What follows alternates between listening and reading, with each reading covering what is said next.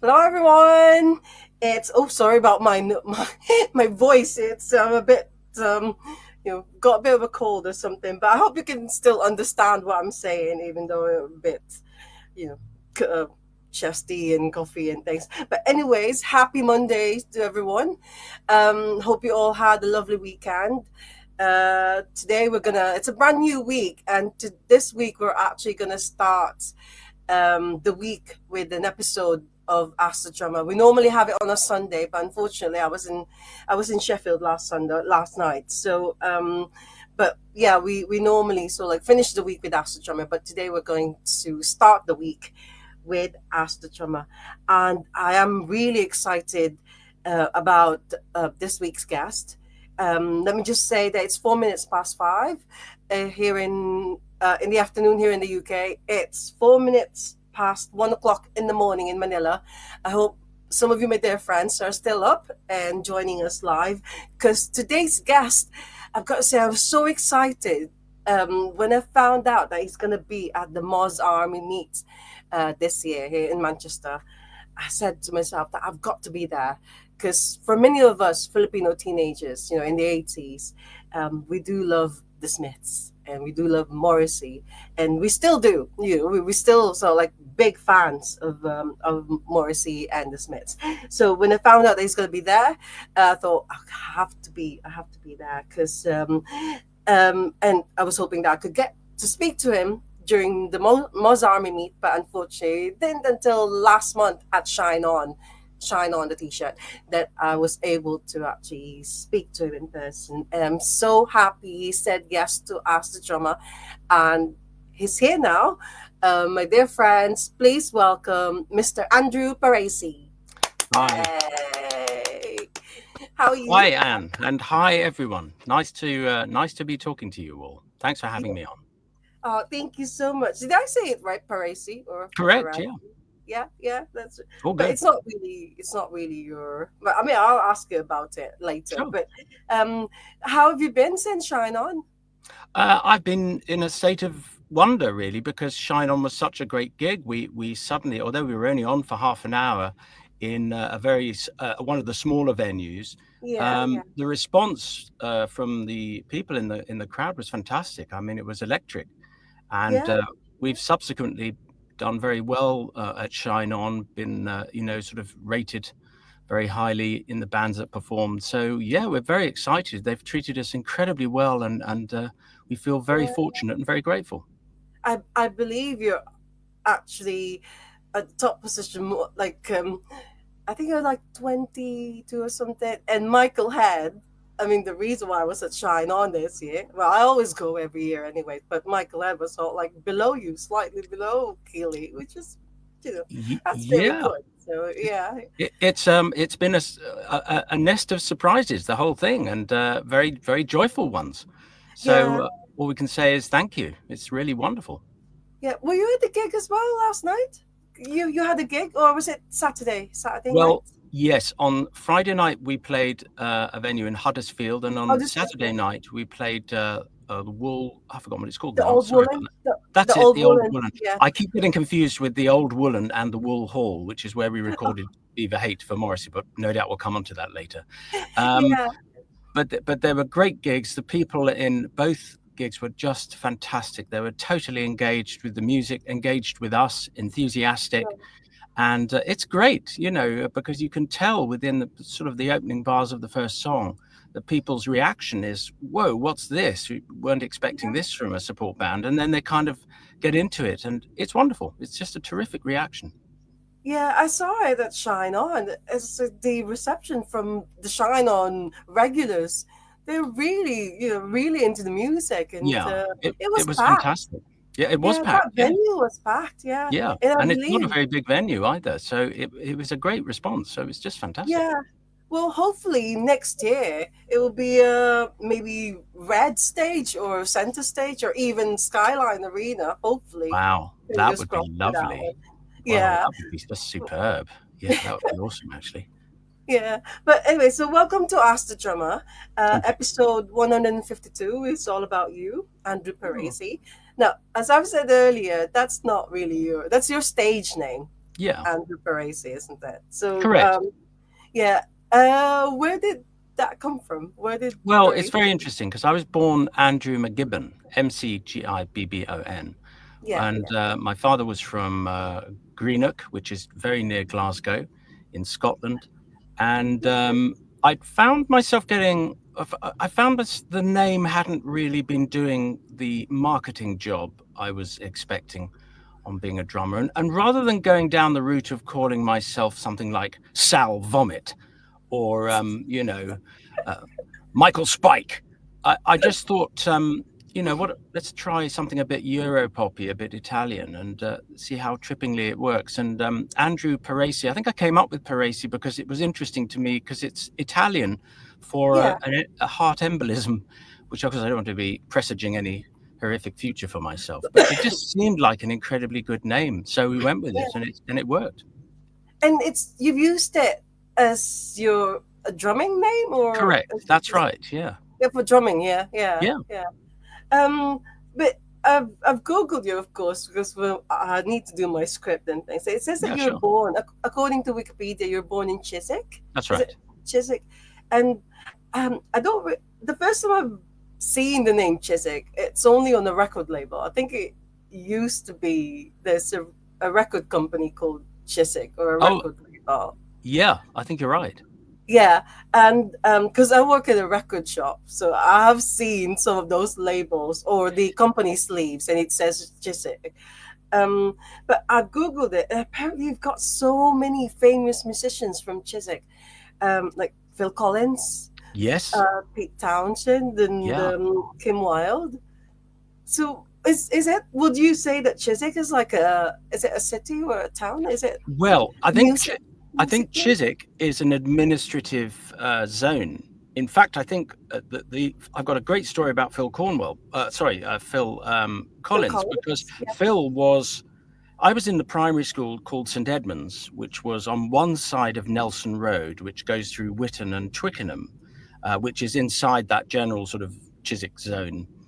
yeah, And he was at the primary school on the other side of the road, Nelson Road Primary School. So Phil Collins was growing up there, and I think he also went from there to a stage school.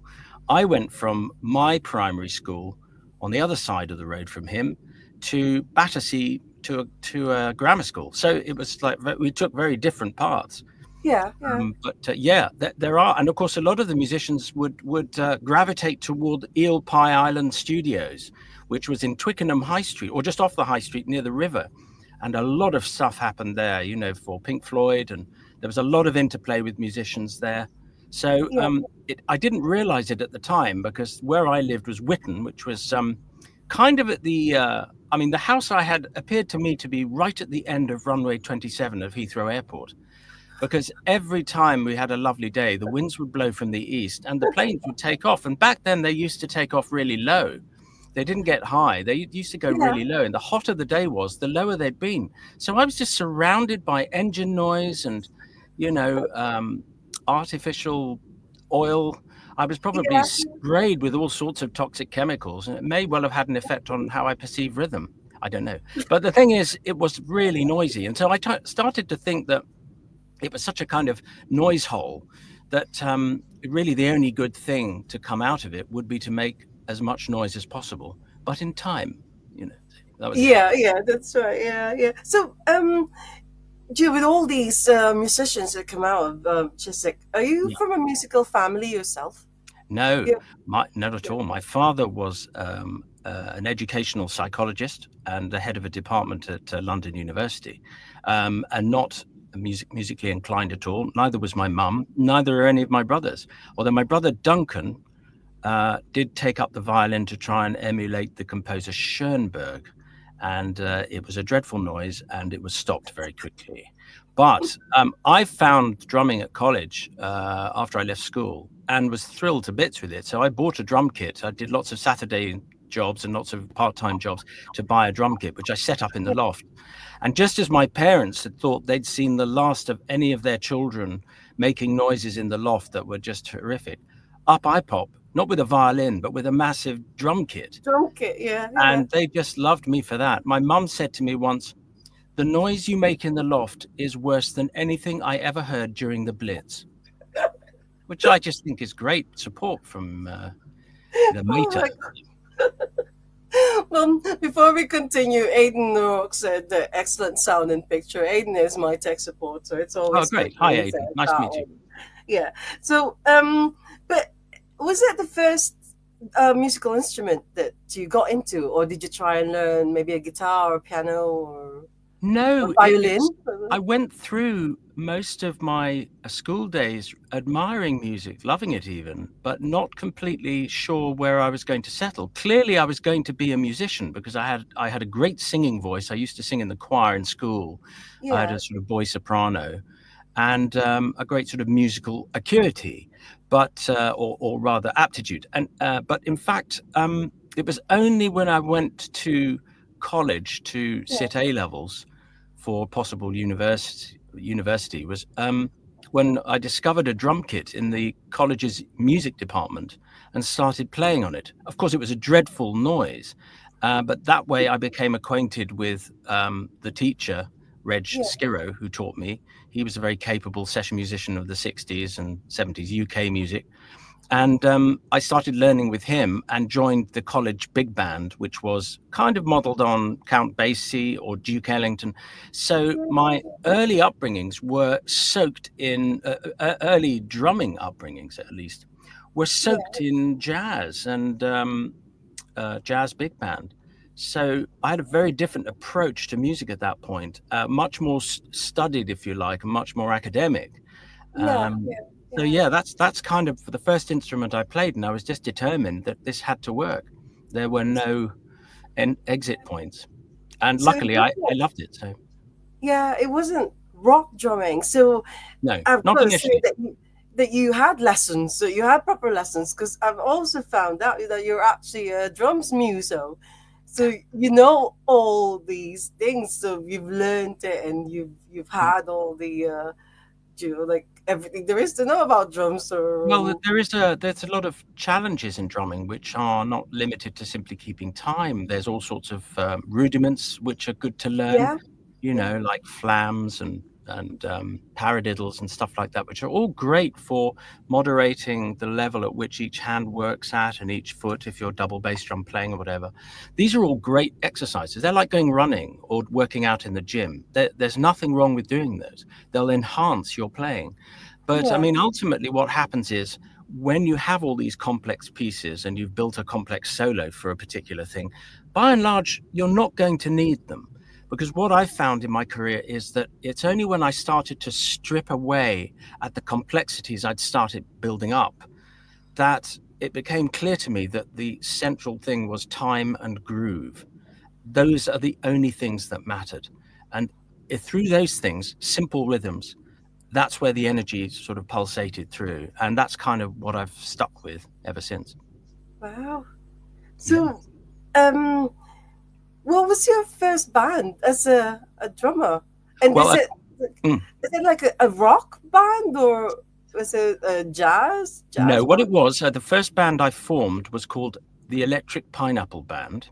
Okay, great title, promising possibilities, but no. We tried to cover some very complex jazz rock pieces and also Yeah, some jazz standards. You've got to remember that at this time, this was 1977, 78, yeah, jazz fusion and jazz rock were in the ascendancy. You had so many bands at that of that era. Santana yeah. was one that'd been around a while, but they were adapting. Weather Report. Weather Um, Report, yeah, yeah, yeah, there were great groups that people were getting attracted to because yeah, of the levels of musicianship that were being reached, both in terms of improvisation, but also in terms of musicianship. yeah. And obviously it couldn't last because it was kind of self-indulgent and it sort of blew up after punk happened. Well, yeah, But yeah, that was the era I was born into, and in my early teens I was obsessed with a handful of drummers, people like Harvey Mason, I suppose would be one. um, um, who else? I suppose, yeah, there were quite a few really, like but these jazz Ed drummers, Green. No, are that was no? the interesting thing, because what I realized was that by listening to a lot of this music and then finding out more information about who the musicians were, I Yeah, discovered that they had all gone through some kind of schooling, be it small, much. I mean, some had been to, incredible places like Berklee College of Music, or yeah, I think Harvey Mason went there. Whereas other musicians had just played by ear, and they'd come up and they'd become very successful. But it was that attention to detail, that listening element, that learning element, and that practicing element seemed to be the things that were uniting those players. And so when punk arrived, you had an entirely different sort of kind of drummer appearing, but no less proficient. People like Jet Black, yeah, who was a brilliant drummer and just was absolutely right. Um, so it's very interesting. I had these two forces then occupying me in the early 80s, which was a sort of fascination and love for what's now known as yacht rock, baby, and oh yeah, of course, yeah, all that yeah, sort of slightly soupy soul pop music. But at the yeah, same time, there was so much great alternative music happening. You know, the bands I'm thinking of, but it's yeah, like, yeah, just a whole. I mean, from Thomas Dolby. I'm just trying to think of some good examples. XTC, but really amazing bands that were turning the technicality of drumming to the punk indie scene. And that was what excited me in the end. It wasn't about showing off jazz rhythms or even trying to incorporate jazz rhythms into that music. It was about finding a place where the energy of that inventiveness yeah, yeah, would yeah. aid and abet the band And and then, the song. yeah, and have you, apart from the Electric Pineapple, so Yes. did you have any other sort like rock band that you that So, because I think you're like a more of a session musician or a session drummer. well, Is that I let right?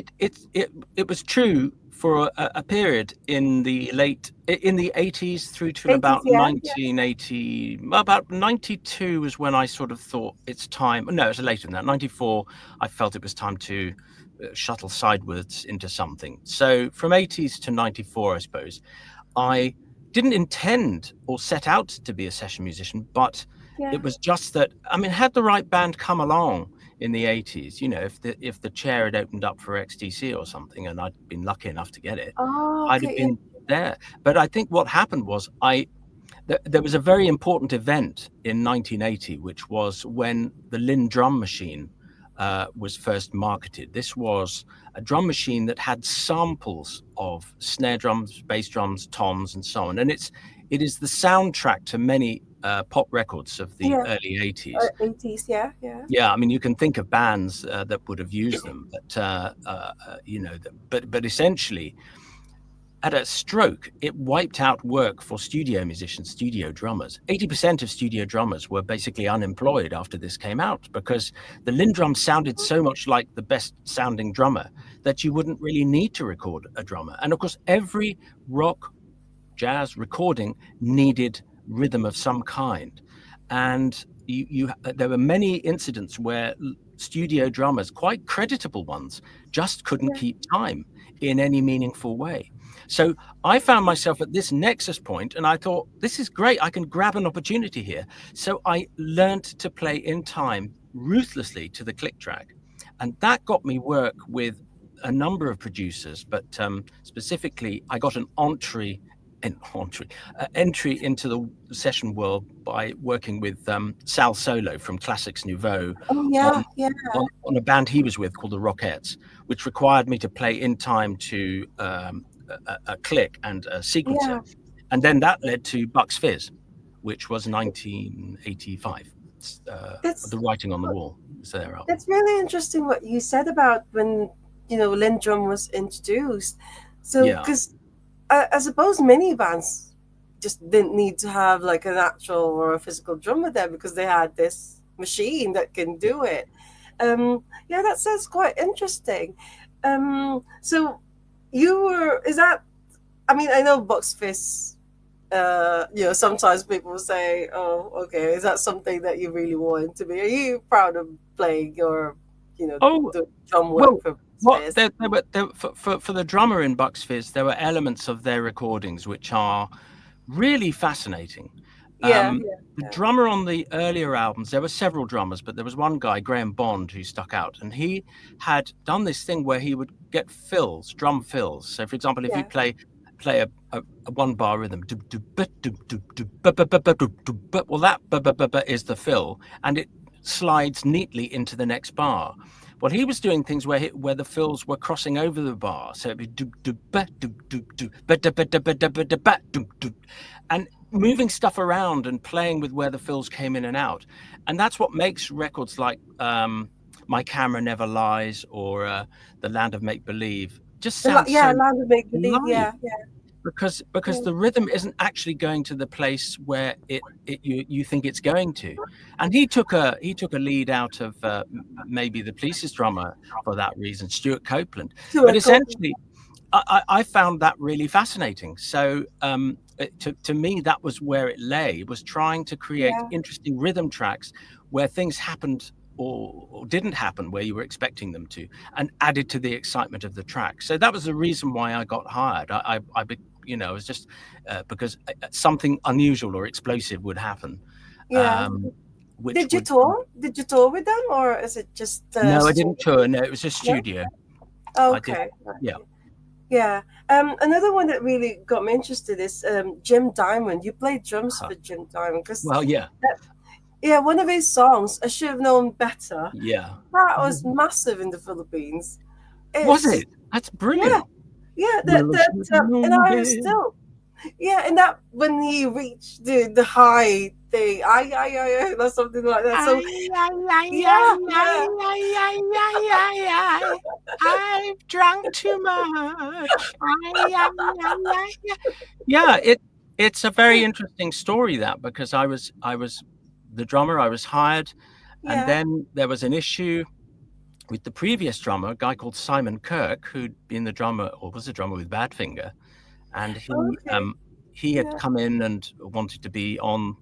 It's just very strange. I played on a show for Tyne Tees Television. yeah, It was a kiddies pop show. I can't remember what it was called now, but it went down really well. And then the record charted the following week, and I was expecting to get a call from radio BBC to say you're needed at the Top of the Pop studio, right, yeah, mate? yeah, yeah, And I didn't get the call. So I started phoning the record label and managed to speak to the chief of A&R, who was the guy that signed the Sex Pistols to A&M. And he said, yeah, they've gone back with Simon Kirk. Well, Simon wanted to rejoin them for the Top of the Pops. And I thought, well, Oh, I didn't see. So you someone were never. bloody tell me? I was very upset at the time, because at that Yeah, point, playing on Top of the Pops was the kind of boomph. It was like a thing to get, yeah, yeah. and it didn't happen. So yeah, that was kind of had a sad end to it. But yeah, No, no. bless So him, rest so his soul. you didn't play because I thought, yeah, I got it wrong. I thought you actually played on Top of the No, Pops, no, but no, you no. I didn't. didn't play on Top of the Yeah, Pops. I played on. Yeah, it was it a was different different. show altogether. It was a Yeah, different show. It's called Razzmatazz. I've just remembered now. Razzmatazz Razzmatazz. Okay. on Tyne Yeah, Tees Television. yeah, yeah. The reason why I remember that Razzmatazz because Ricky Gervais Yes, um before he became like a very successful comedian, he was in a group called Shauna Dancing, that's right. and Yeah, they appeared on Razzmatazz, and a that's friend of right. mine actually videoed it, like from the TV, and because he's another one that's I'm telling you, massive in the Philippines. Oh, Shauna is it? Dancing, yeah, Wow. Shauna Dancing. I was surprised when I came here, and I'm still, being originally from the Philippines, I was okay about Shauna Yeah, Dancing because Gervais, and that's incredible. none of the British people have heard of Shauna Dancing. I was like, really? I was like, and these are so big.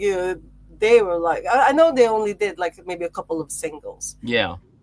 but But they were, well, I thought he was very talented actually as a singer, and I thought he was great. But it was yeah, equally hilarious when he started sending himself up in the shows that he subsequently made, and of course, it meant he had a breathtaking knowledge of music, which yeah, you could tell was very extant in those shows. It was kind of critical to those programs, really. So yeah.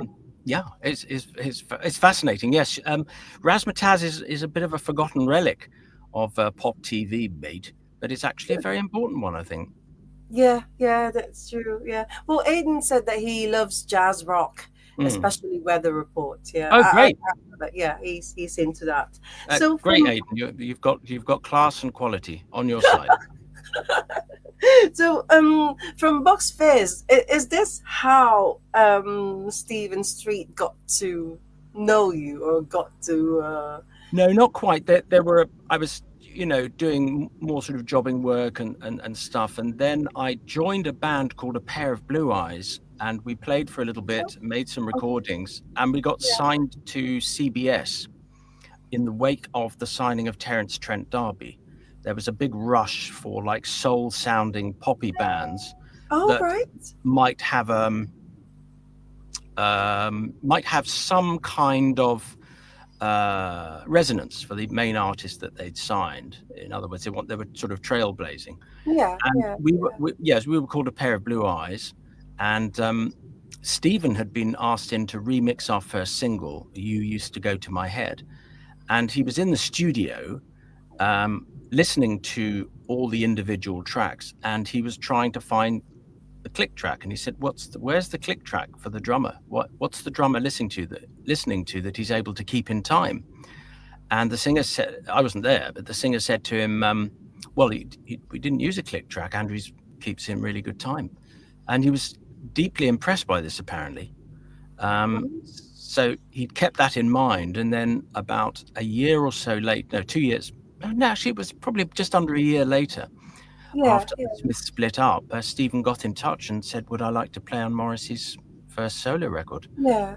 And Well, I just said, who's Morrissey? No, I said, I couldn't wait. And I was really excited, actually. It was brilliant. It just well, changed my life forever, that did. before I actually ask you about that, so Yeah, did you release a record under the pair of blue eyes? 'Cause I don't think I think we I did. missed that. You did? Yes, it came Probably out. not on. It was Is it released. on Discogs or something? Because I must have missed that out. Cause or is it under Andrew McGibbon and not Andrew No, Paresi? no, no. It's a pair of blue eyes, but I think the only thing you can see now, if you go to Google, is the album cover, which is lots of butterflies on it. A Pair of Blue Eyes, and it's called "You Used to Go to My Head," and it was on CBS. You might find some traces of it. Oh, okay. All right, I'll look that up. Okay, well, this is the interesting part that I really wanted to ask you about. Sure. Um, Morrissey. Yeah. So, because I don't know if you remember this. It's a 10-inch, so it's got a 10-inch single that's sort of like a freebie. Yeah. And there's an article here about you, and it says I was Morrissey's drummer. Yes. There's this one. I don't know if you can Yeah. see it Yeah. very Yeah. well, but Right. yeah. So this is very good. This actually tells the story of how you got into sort of like the world of Morrissey. But Mm. can you tell us more about it? Well, it was great Well, because Stephen came over to my flat in Battersea, and we, yeah, had dinner with me. And then he said, this would be great, Andrew. Looking forward to it. He's going to start recording in September of 1987. And he said, but, just can you just make yourself look a little bit more the part? And I said, so what's wrong with my appearance? At that time, I looked like Jabba the Hutt with huge jumpers that looked like broken down television sets. Um, and it was incredible. I sort of transformed into a slightly more sort of Smithsonian or yeah, Smithian, I should say, really, Smith, uh, yeah, character. And yeah, I could see why, because when I started listening and researching, I realized what was going on, and actually, yeah, the Smiths' audience was me. This was the amazingly complex world of sensitivity and the yeah, cruelty yeah, of the world around, and that was yeah, me. I mean, it was me, and I realized it. I didn't really need to have the encouragement to look the part. I was the part. I was just wearing flouncy jumpers, so that stopped. I can tell you straight away. But It was great. I mean, we met in, I think it was in Stephen's house in Mortlake in southwest London, and he was just adorable from the word go. I mean, he was just so kind of very sensitive and aware of everything, but just this Yeah. wonderful kind of soft humor and a sort of slight mordancy in his answers, which was wonderful. Just really funny about everything. Oh dear. Um, can we pause, or shall I just? I wasn't expecting Yeah, a call. just answer it. It's okay. Yeah, we could. Can we pause for a sec? That's fine. Yeah, yeah, that's Uh, okay. hi, I'm just in the middle of something. Can I call you back, or okay, I'll be about 25 minutes. Is that cool? Cheers. Thanks, mate.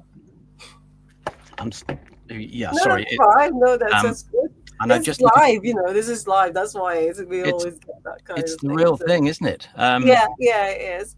So, but were you already a fan of the Smiths at the time, or you're not really too bothered about their music? Or Well, I knew about their music because I'd been following it in the music press, and which was quite important.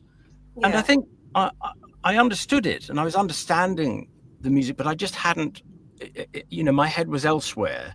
When you turn up to do recordings, you tend to, if you have time, do a little bit of research on who you're going to play with, and your head's often full of stuff that's not germane to the project you're on. So yeah. you have to kind of be an open book all the time. It's a bit like an actor, I suppose. In a way, you'd have to sort of You just. are you are an actor as well, an actor and a comedian. And that's what I found out on Google. Is you Am a I? I drummer. didn't know that. Yeah, that's what it says. An No actor, one, no one comedian. bloody told me. Useless. There's staff around here. They're paid so much, and they just even the most basic things you can't get right. Rubbish. Awful. But yeah, so so anyways, Tired. um, Mike Joyce being the drummer of the Smiths. Yeah. So did you do a bit of research of Oh, so I that mean you can be, I literally mainlined every Smiths release I could find, and just I fell in love with it more and more with each track I heard, and I just couldn't believe that I hadn't picked up on it because it was just brilliant. It was full of energy. It was groovy, slightly funky, but it was very punky. And Morrissey was yeah, just this perfect English star, akin almost to a sort of Elvis in a way, because it was totally original, and yet it was yeah, also very, very English. It had that wonderful feeling of, the kitchen sink yeah, films, that yeah, black humor quality that seems to be inherent in them, but yeah, also a real commentary, an honest commentary on what people were feeling in that generation, living in England in that time at the tail end of Mrs. Thatcher's yeah. um, But for administration. me, it's more so like the Manchester. I don't know what it is, It, but it, yeah, being in the Philippines, like as a teenager in the yeah, Philippines, when I found out that the Smiths are actually from Manchester, mm, you dream about that's where I wanted to be. That's where I mm, wanted to live in a place where Morrissey, and then of course the Stone yeah, Roses came as well. yeah. That's So right. yeah, so now that I'm here in Manchester, I'm actually like living that dream, knowing, But the, finding but out the, more, and talking but to you, But the talking to Manchester you. that Morrissey sings about is very different from the one that's there now. I mean, it's completely changed. It's Yeah, got yeah, new buildings. It's got a complete.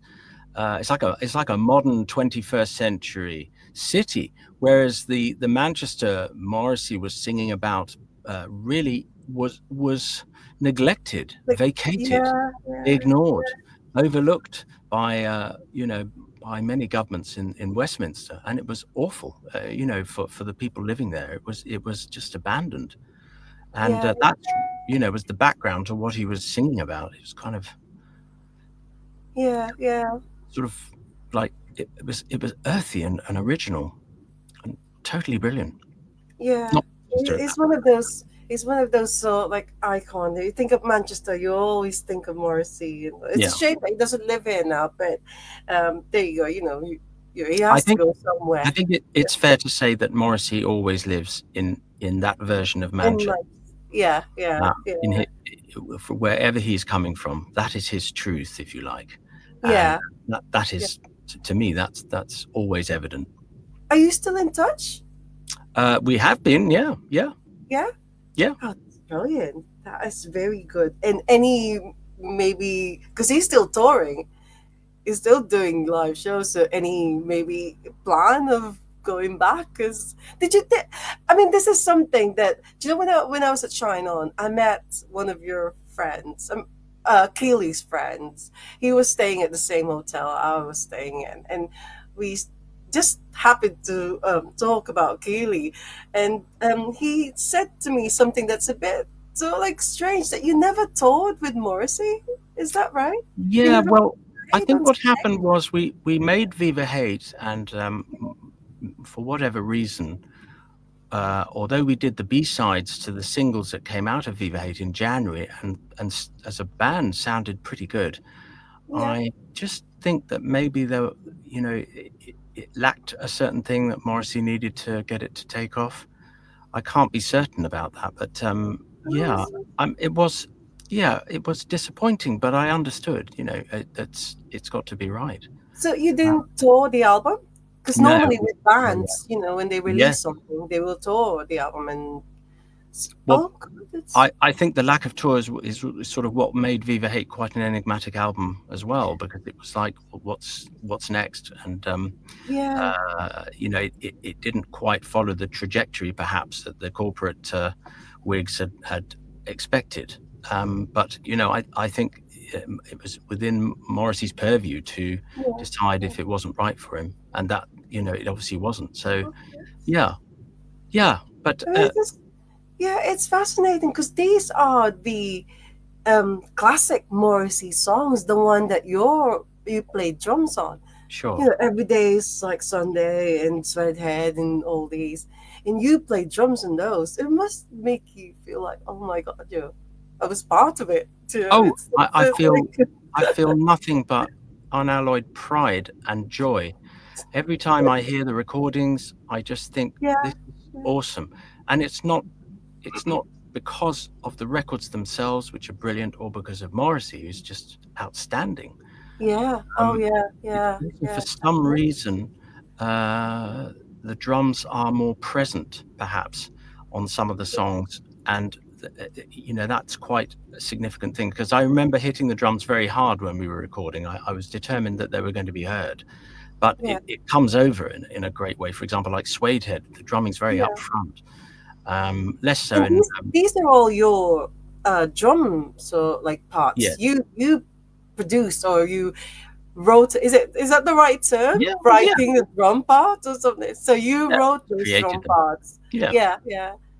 Yeah, Oh, that's I mean, yeah, pretty much. I mean, sometimes I was following what Stephen had written because it worked.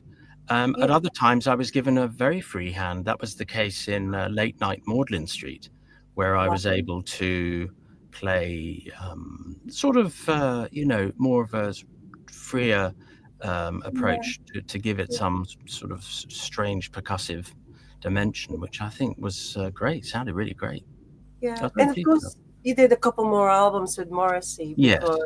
you know, before you left or before he Um, told you that well, there was a little gap, and in that gap was Last of the Famous International Playboys, which I didn't drum on. That was Oh, Mike. yeah. That was And Mike Jones, wasn't it, who did that? Interesting Drug was the other one, which Mike played Yeah, on as well. And then I got a call.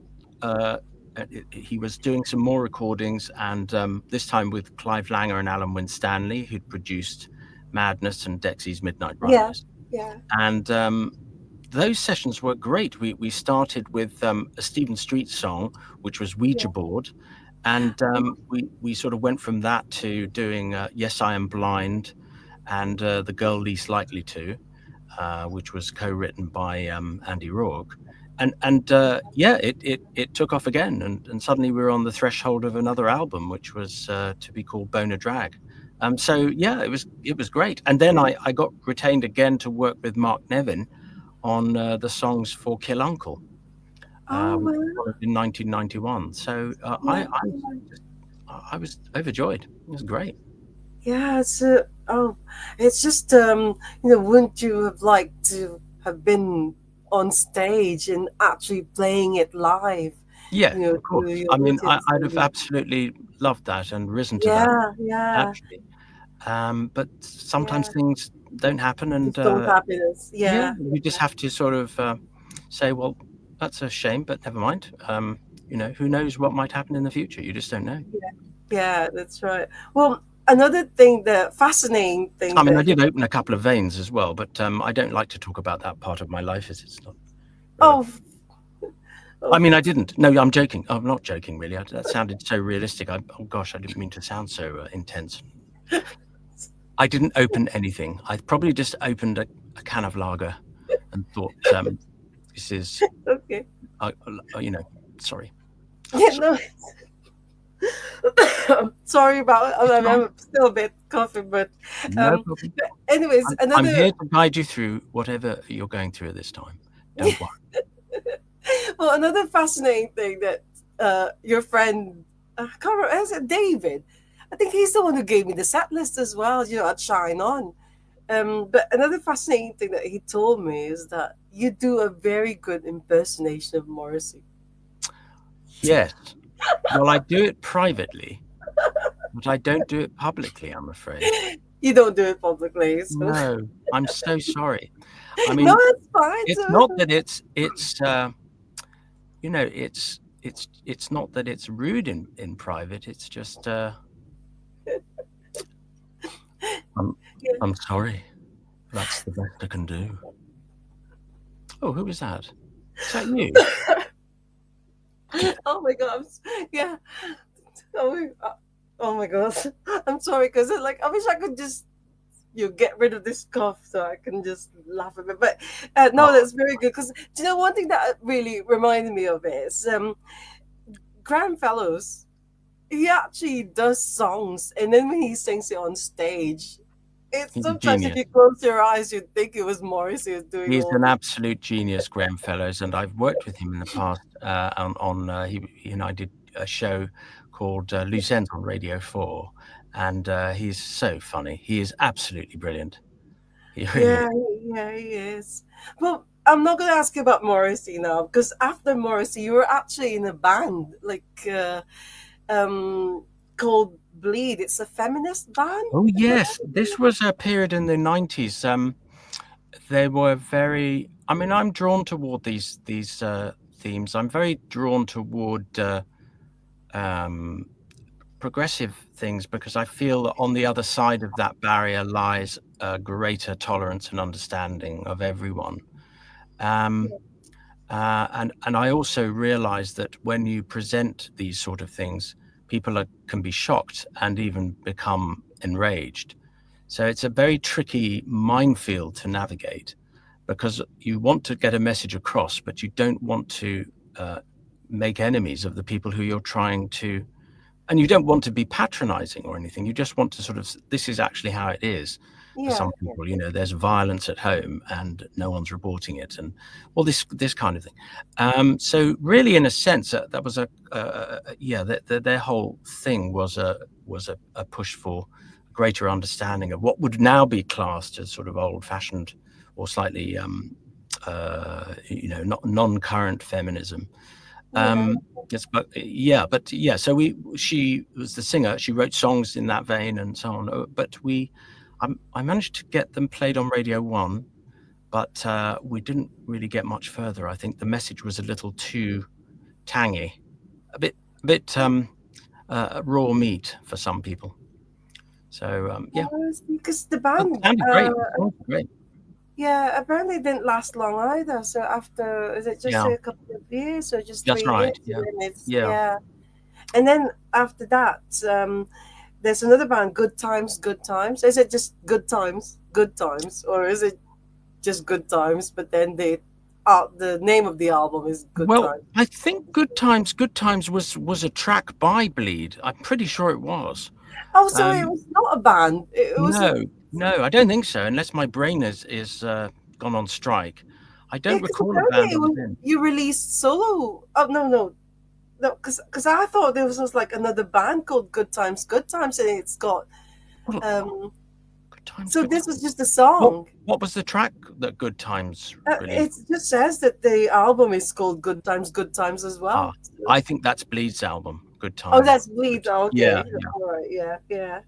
But then you release solo material yourself, so you release solo singles. So Yeah, so because I released yeah, 2. The first was with it was a kind of a made up group called Blue Jean, and yeah, we took at the time the Sun had been running extracts of Diana's phone call with someone she was having an affair with, or was supposed to have been having an affair with, and I made up a song using her replies, but I mixed them together with a bogle artist, like a rapper, and it was great because the rapper would saying, "Do you love me?" and she would then say on the telephone, "Yes, I love you," and it was really cool. And we did it over a ragga beat, so like that, and it got played by Annie Nightingale, and it was looked like it was going to do really well, and then Radio One closed it down because it was featuring those samples, oh, that's even though yeah, the samples were in the public domain. But of course, public domain as a thing didn't exist really at that point, so they basically didn't want to run with it. And then the second single I released was by Eric the Gardener, and it was called "I Live in a Giant Mushroom." And I wish I'd thought of it. I could actually I could have played it to you now. It has a absolutely killer pop chorus. And the great thing about it is it did chart. It didn't chart, sorry, but it was played on Steve Wright's program, and he assured everyone it was going to be a Christmas #1. Well, you just know that's not going to happen, but when someone says it. But the greatest thing of all about it is all of my grandchildren absolutely demand it's put on whenever they go anywhere because they love to sing along to it. yeah, yeah, And the giant mushroom in question is either the magic mushroom or the mushroom, the nuclear mushroom, whatever. But yeah, it's just a gardener who's obviously taken too many, and he's just sort of talking about his early years, but set to a trance rhythm of about 130 BPM, and it yeah, yeah. works really well.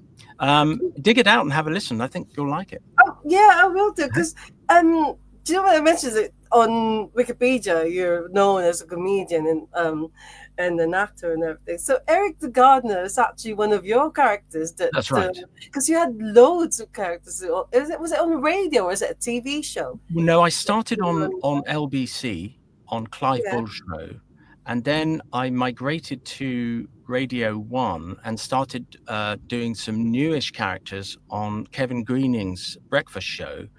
So yeah, we'd have a range of them. There was Eric the Gardener, there was Raymond Sinclair, and other characters that would come in and do sketches. Raymond Sinclair was the presenter of this kind of these sort of male grooming products or male DIY products or whatever, which were distinctly, non-functioning, tacky things.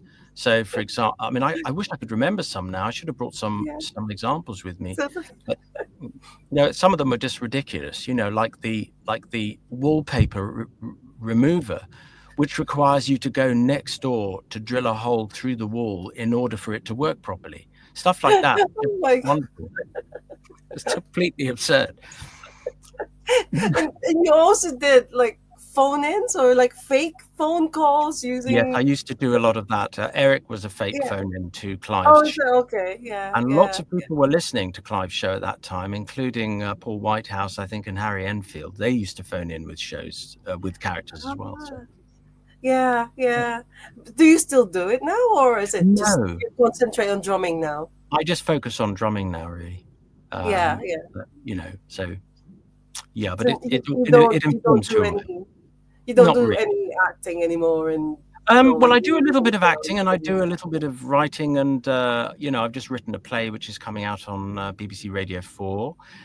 It's going to be on air on I think it's February the 12th, maybe next year, and it's a story about how two of the greatest comedy sitcom writers, Galton and Simpson, who wrote Steptoe and Son and wrote for Hancock, and how they Okay. met, and the most incredible place where they met as very young adults. They both ended up in a TB sanatorium in Surrey and had to live 3.5 years of their life there. And it's, I mean, I kind of imagine that being surrounded by people, some of whom passed away from the illness, must have been quite sort of traumatic, but also Yeah, quite interesting to study characters in very close depth. Anyway, they started writing sketches for the Milford Sanatorium in-house hospital. And from there, they wrote a letter to the head of comedy at the BBC, and yeah. they got their first break. So, there was something good came out of it for them. But the play just looks at that 3.5 year period when they were Oh, otherwise. I see. This is gonna be next year. Next year, And February, I think it's the 11th or 12th. will there be music? Will there be like There'll be a little bit of music, yeah, because we have to write some original music for yeah? the in-house radio. So yeah, there's going to be some music on it. Oh, So it's that's very brilliant. exciting. Yeah. So now we're gonna talk about KEELEY. Oh, bless. Yeah. So KEELEY, the band. If it's the band, then it's all caps. But if you talk about KEELEY Moss, the singer, then it's Mm, got to be like just capital K and then. So, sure. like I said earlier, Shine On was absolutely fantastic. Your set That's there great. was just so good. That's so Um, kind. Thank you. but looking into KEELEY's like history or something, so you weren't the original drummer of KEELEY. Well, I think there've been a few iterations of Keeley before it's arrived at this point. There was a version which featured Tom, who was the drummer with Fatima Mansions, I think, Yeah, and yeah, from Michael Disney. Michael that's Disney. Michael Is it? Disney. Yes, Yeah, that's right. yeah, Um, yeah, who's a lovely, lovely man, and yeah. it was I think he moved on to do other projects, and I met Keeley at a book interview, and we got on straight away. I mean, she's just she's driven and writes brilliant Oh songs, yeah, yeah, and is yeah, 100% about music, and yeah, it was just wonderful. So we rehearsed, and it just made sense from the off. So yeah, and actually it's significant because it's the first band I've played in. I've always been playing drums, but only appearances and odds and sods. But this is the first time I've sort of worked in a group, and I think for quite a few years, and I'm just being elevated by it. I mean, it's just wonderful. I love it, yeah, and I yeah. think it's fantastic. Was it the Mos Army meet? Was your the first time you joined KEELEY, or Well, we rehearsed after I met Keeley. We rehearsed to do the Moz Army meet, which was a celebration of Andy Rourke a year yeah, after his yeah, passing. And Keeley sung on some of the songs that we covered, which was great. But we'd already been rehearsing as Keeley in the run up to that, and so we knew each other. But yeah, we just sort of tightened the bonds really over that gig. It was great. yeah? What's it like playing it live? Like the songs. I think you did. You did Every Day is Like Sunday, didn't you? Yeah, And yeah. In Suede did as Suedehead, well. Suedehead, So Disappointed, November Screamed a disappointed, Monster. yeah, yeah. So It's it's just what's it awesome. like actually playing it Awesome. live now? You know? It's awesome. It's just indescribably wonderful. I mean, I can't sort of put it into words because it's just a fantastic feeling. Yeah, The authorship of the drums or how it was played is neither here nor there. It's the fact that it's a part of what you've done and been as a human, and you're able to reproduce it for people, yeah, and it's a great feeling, and it's highly appreciated as well, which is awesome. yeah. I mean, the people just really loved it. I mean, I Yeah, suppose the people who go to Mos Army meet, they are fans of the Smiths and yeah. Morrissey and everything. So um, did did you go to the second night as well? Were you in? I Because think I was. apparently Mike Joyce was Oh there yes, on the I saw second Mike. night. Yes, on the second night. I was there for both nights. That's right. And yeah, Okay. Mike was on stage. He was very funny, very very entertaining. Yeah, and of course Funky Sai, Yeah, being Funky the Cy was there. Yeah, original, yeah, the original uh, drummer of the Smiths. So, Badly Drawn Boy was there too. oh, was he there on the John second Robb. night? Yeah, it was great. It was really really good. Yeah. So you've done Leeds, no, Huddersfield and Leeds this That's right. weekend. So do you have any other gigs before the end of the year, or is that There's it for the one more gig before the end of the year. We're supporting the Wooden Tops at the O2 Academy upstairs. The Wooden Tops, you might remember, used to support the Smiths a lot in their Yeah, early days, yes, of course. Yeah, yeah, because they were signed to Rough Trade Records as yeah. well. So we're really looking forward to that. That's this Thursday, I think, at the O2 Academy upstairs. So it's about 350 Oh, seats, or that's maybe brilliant. 300, something like that. Yeah. If only Very I could. exciting. I've got another gig to go to, which is closer to me. But because I do love the Wooden Tops, Rollo McGinty is just Yeah. absolutely amazing. Yeah. So I'm sure it's going to be brilliant. Having the Wooden Tops and then Keeley supporting them as well. Because this is like a last minute addition, I believe. I think so, yeah. But we're really excited about it. It's just terrific. Really Yeah, is. Really, yeah. really, really pumped, as they say. And you've released an album recently. No, I haven't. This is a creation on the internet. Um, oh, sorry, Keeley has. Yes, Yeah, Keeley's yeah, just walked. yeah. I'm so sorry. I'm so sorry. No, it's I, no. I Oh, naturally thought oh no, this but interview did was you? all about me. You see, I thought it was all about me. But actually, no. Keeley's album came out back in October, which was Beautiful Mysterious, Yeah, and it's an absolute blinder. It really is. It's just full of the most awesome songs, and I'm yeah, really yeah. proud of it. And it's a concept album as well, Very because much Keely so. was Yeah. telling, yeah, Keely was telling us that it's about this girl who's gone, was so like, Inga Maria Hauser. yeah, Yeah, yeah, she goes yeah, missing, and she's found murdered. yeah, And what yeah, she's done, and no one I don't think has done this before, really, in the history of pop music, is she has given this person a life beyond her grave, and yeah, sings songs about her and what she might have experienced, and it's a very beautiful thing. It really yeah, is. It's an original. yeah. It's because when she told us about it after Shine On, Yeah, um, I didn't realize that it was actually in the news. yeah, Because yeah, I think they reopened the case or something like that. So she kept it. I mean, Keely sort of like helped keep it going, and it's like yeah. she won't be forgotten. And yeah, because Well, I didn't get to hear. I just think the devotion to that is beautiful. I think Yeah, it's yeah, inspiring too, because it's just that the tragedy, which is horrible, the heinous crime, is yeah, now removed from the beauty of this new life that she's creating for her with these songs, and how yeah, she must have felt prior to it, and maybe even some projection as to how she was going to feel had she survived. So yeah, suddenly there's this whole musical life that exists where it didn't exist before. I yeah, mean, it's striking and original. yeah. That is true. Yeah. Can I just ask you? Being a comedian and actor, and then drumming, because these are two like different worlds altogether, isn't it? Or can you actually Well, there um, is linkage, I combine the think. two? I mean, if you think about Ringo playing drums like these, Yeah, and maybe Keith Moon and John Bonham, even these people were great entertainers on the kit. And Keith Moon actually was quite a good actor. Phil Cornwell, sorry, what do I keep saying? Cornwell's name. Phil Collins oh, Phil was a great, Collins. Yeah, Phil he was Collins, a good really actor as good boy well. actor, really good actor. So there is a relationship between these things. Peter Sellers was a drummer. Um, there's Really? something about, Oh, yes, there's something about tapping into the rhythm of truth that makes people want to play. But wow. also, the drummer thing is very repressed because you're behind this kind of network of steel and very intense playing. Like, Yeah, yeah. so I have to look at myself then, because I look really revolting at that angle. Darling, I really must get the lift. Please give me the lift. I'll have the scrotum tuck as well at the same time, really, because I do need that. When you get to a certain age, it's just become unbearable. But yeah, so I think it comes from that. Yeah, yeah.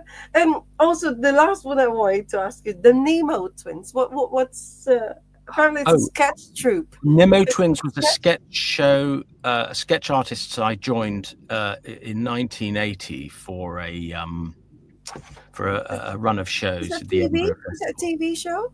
No, it wasn't a TV show. It was just a live a pair of performers actually who I joined. Oh, okay. Yeah. Um, so it made it sort of more ironic that they were called the twins, and there were three of us.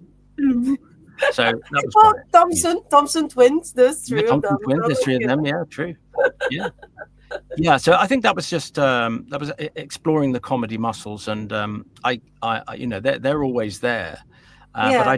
I don't have a spiel or an act or a particular sort of stand up routine that I've worked on currently, but it's in the Yeah. bones, I think. Yeah, Um, I don't know if you've seen uh that sketch of Rowan Atkinson playing an imaginary drums. it's brilliant.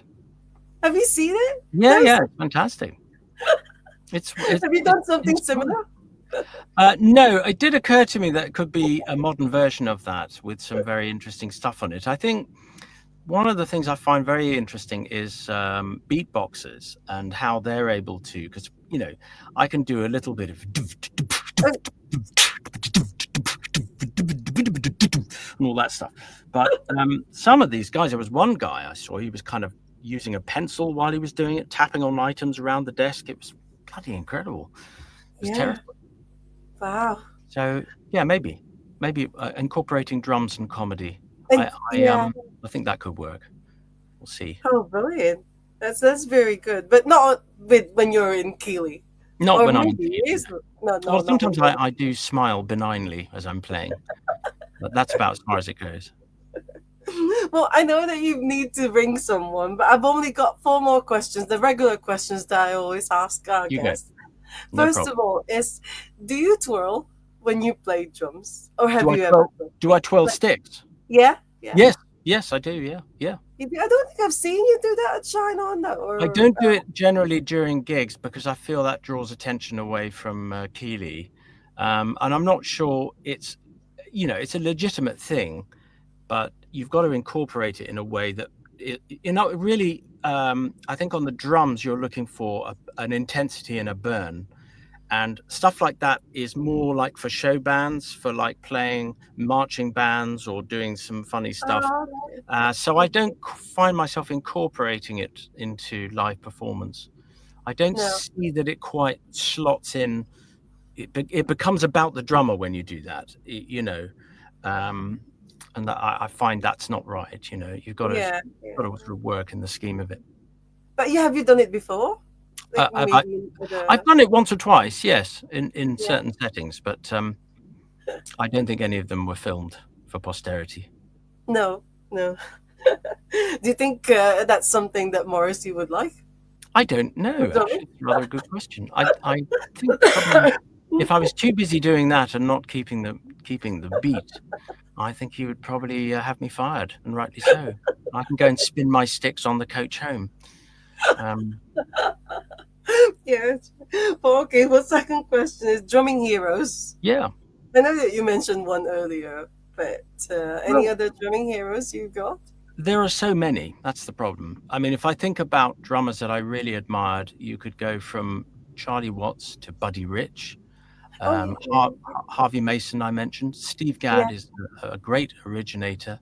I love Dave Grohl. Um, I'm just trying to think of others that really have impacted me. A lot of the musicians that were coming up when the technology of recording started to catch up with the music, and by that I mean these bands from the late 70s and early 80s, just before punk hit Britain. There Yeah. were some wonderful musicians playing in the system, and many of them had this strict time and just had that presence about them. One of them was Ed Green. He played on lots of disco hits. James Gadson was another. He used to play with Bill Withers. And these guys were brilliant at keeping time, but also a little flair that would make the kit sing in some way and add weight to the song. So people like that, I was very impressed with. You know, these were really great musicians. Yeah. Do you still go to gigs? Do you I have do, time yeah. to go to, yeah? And when you go to a gig, do you look at the drummers or do you not really study them, but do you look at them and just see how they play, or Oh yeah, as a matter of course. I mean, to me, the most interesting thing is to hear new drummers and what they're doing. yeah, Um, because that's where you pick up ideas, is watching them and seeing what sort of things, how they're approaching something, and you think, wow, I hadn't yeah. thought of that. So it's always a learning curve. I regard myself as a student of drums always, first and foremost. So Even though it's you're the drum user yourself, you still have loads of things to learn about. oh yes, it never stops. It never stops. Yeah, It's highly rewarding because it will always remain rewarding if you're open to it, open yeah, to seeing new things. And there's always a drummer that will come along and have a different way of approaching something, and it will go, wow, how's he doing that? How is he making yeah, that noise? I mean, things are slightly different now because there's much more in the way of samples and sequencer stuff, and drums are part of that kind of drumming is part of an entertainment style that may be on the slide out. I hope it isn't, but you don't tend to see, for example, the drummer uh, playing behind a Dua Lipa or something. You might, but it's not really a present yeah, thing. Whereas with indie music, it's a present thing. That's part of the central energy, and yeah. let's hope that carries on because But it's a I've great noticed that space. your part of your drum kit, or part of the kit that you've got on stage, you have like a computer Yes. uh, type thing. I think there's quite a lot of drummers who, they do have that now. Is that a part of the kit that many, like, oh, I probably it's think a so. common thing now to have that, or is it just a basic, that you don't need that computer bit, or is it a tablet? Is it a tablet that you use, Well, or like that? it's an iPad Air, but what it is, the reason that I use it is because um, we're a trio, a Yeah, power trio, and we play about half the set is made up of just the three of us, but the other half of the set is we have the addition of Pro Tools, which is a sequencer program, and I play along to that, so I link up to the click track, and which goes back to the 80s for me. So to me, it's yeah, yeah, like a really early sort of drumming thing. So I really enjoy it. But that then provides additional instrumentation that comes through the PA. So it just fills us out a little bit on some of the songs where we need it.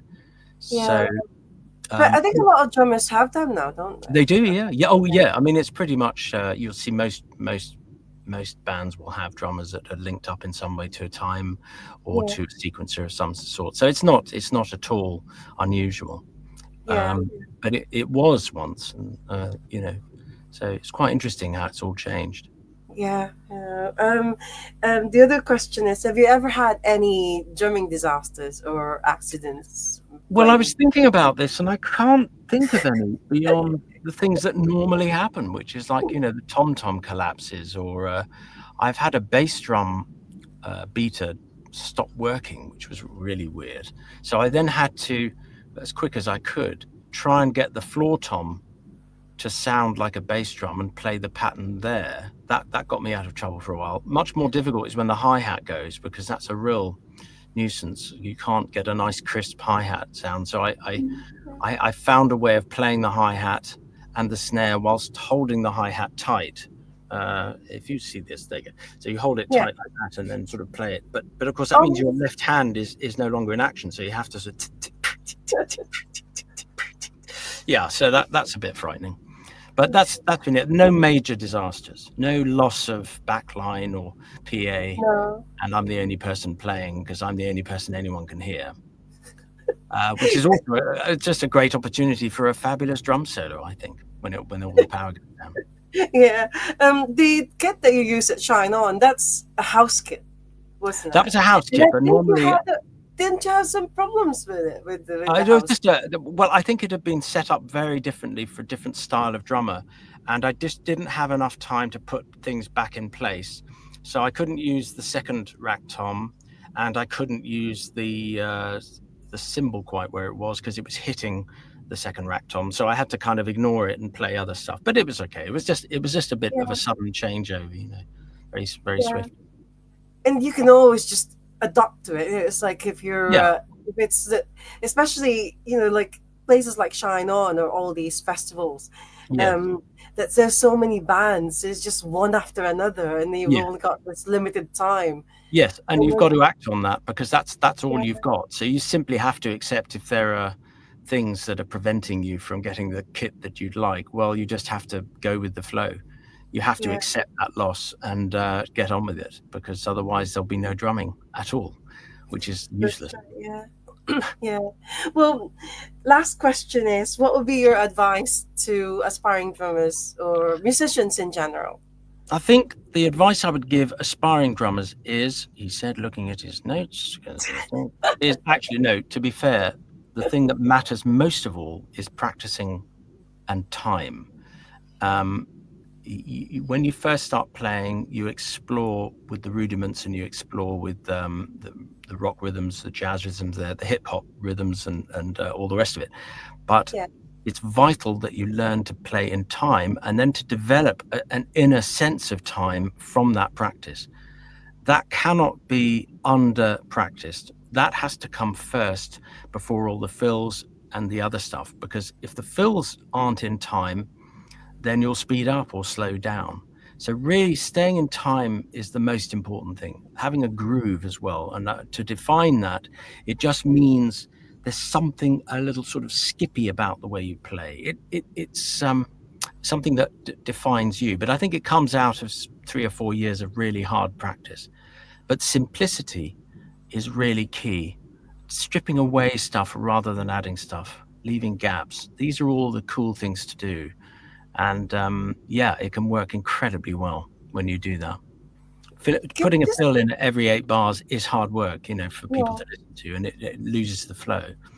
But nailing down a groove with just a cymbal every 8 bars is yeah, yeah. that's interesting. I mean, I Can don't you mean groove really, but I just mean a pattern. yeah, That's yeah. Um, I just so like wanted to ask you, mm, it's got to be in you. Being able to do the drum or play the drums and thing. It's a gift, isn't it? It's like it's natural thing. It's a natural thing that a drummer has got. I mean, I know you can go to a drum tutor and learn how to play it, but well. I think it takes a couple of years to yeah, realize whether or not you're a natural in this or whether you're going to have to do more work. I was very lucky because I was determined, but also it turned out that I was a natural and had a real aptitude for it. yeah, So I found a very deep connection to rhythm, which I'd had as a child, but I didn't realize it was going to be drumming for me. yeah, I was doing a lot of rhythmic things when I was younger, just sort of rocking myself to sleep at night, singing songs, which used to drive my parents mad, though not as mad as me getting a drum kit would later. But it was evident that I had rhythm as a key component of my sort of inner self, yeah, and that's what came out and came out pretty rapidly. So it was just about practicing. yeah. But yeah, I think ultimately you can tell those drummers who've worked very, very hard, and maybe it's something they can do along with playing keyboards. And then there are the drummers who just you hear them and straight away they occupy. That's where they should be in this place in the universe. It's quite an amazing thing to find. Well, thank you so much. My I, pleasure. I don't really want, I don't know whether to call you Andrew or Mr. Paresi, Just but cool. thank Well, you. if you're coming to me for a loan, it's Mr. Paresi. If you're talking to me as a drummer, just call me Andrew. I'm afraid we don't loan people as a general Sorry. rule. No, that's It's yeah, very yeah. tough. It's thank you so much. Thank you My so much, pleasure. Andrew. That's Thank you. really I Thank can't you, Anne. believe it. Really nice to talk to you, and I hope Thank that you. I've been able to dish out some good Oh information. That yeah, yes, yes. And have an awesome gig with I the will. Wooden Tops Thank you next so week. much. That's great. Yeah, Hopefully and see some of your viewers there. That would be lovely. yeah, well, hopefully I'll see you again soon because Lovely. I'm sure there will be more gigs next year. Oh yeah, we've got It's a lot several of coming gigs. up. We've got a tour coming up with the Boo Radleys in February, Of which we're course, really yeah, looking forward to. That's their UK tour. So yeah, uh, yeah, very yeah. That's excited about right. that. That's Yeah, fantastic. because you're going to be playing at Yes, the Pink Room in Manchester. So I That's right. am definitely, yeah, I am definitely going to be there. So I will see you again Great. Look forward um, to it. next year. So thank you so much. My pleasure. Thank And you. yeah, happy Christmas. Happy Christmas to you Happy and all your Christmas, viewers, and thank you for Andrew. listening to me. Yeah, I'm not asking for a loan, so I'll call you Andrew. So But Mr. Paresi, if you want a loan, just so we know. Okay, thank you. Great to thank talk to you, you. Anne. All right, Have a bye. good one. Take care. Yeah, Bye. bye, bye. Bye. Oh, thank you so much, everyone, for joining us live. I mean, it's absolutely amazing. I mean, from the Philippines, someone like me, who grew up listening to the Smiths and loving Morrissey, and the reason why I came here is because of them and because of course, the Stone Roses as well. And being able to talk to Morrissey's drummer, I just feel like, oh my god, this is absolutely incredible.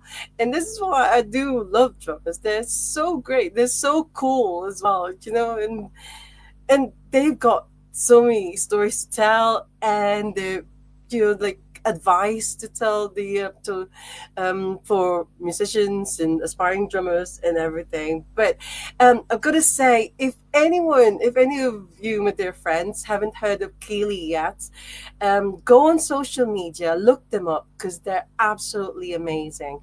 So it's Killy Moss, the singer, Andrew Paresi, the drummer, and Lukey, I think, is the other guy. But yeah, you've got to go and see them live. They're fantastic. They're fantastic live.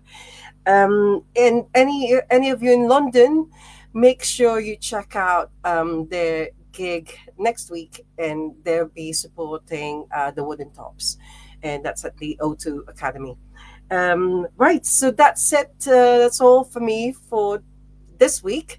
Hopefully, I'll be back on Sunday, or if not Sunday, then Monday. I still need to confirm it with the drummer who's supposed to be coming on next week.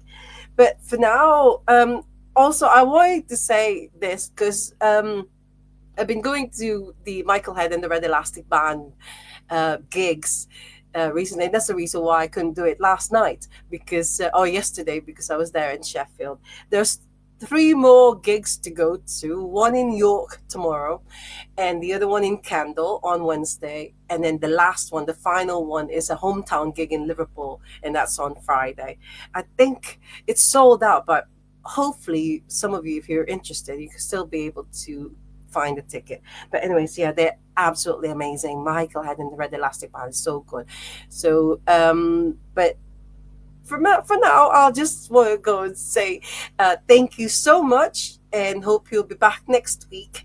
And once again, thank you to Mr. Andrew Paresi. So amazing. I still can't believe it, but you know, that is so good. But right, so as always, love music, love life, love drummers. Um, they're absolutely the best people on this planet. So see you all again next week with another drummer guest. Bye for now. Bye.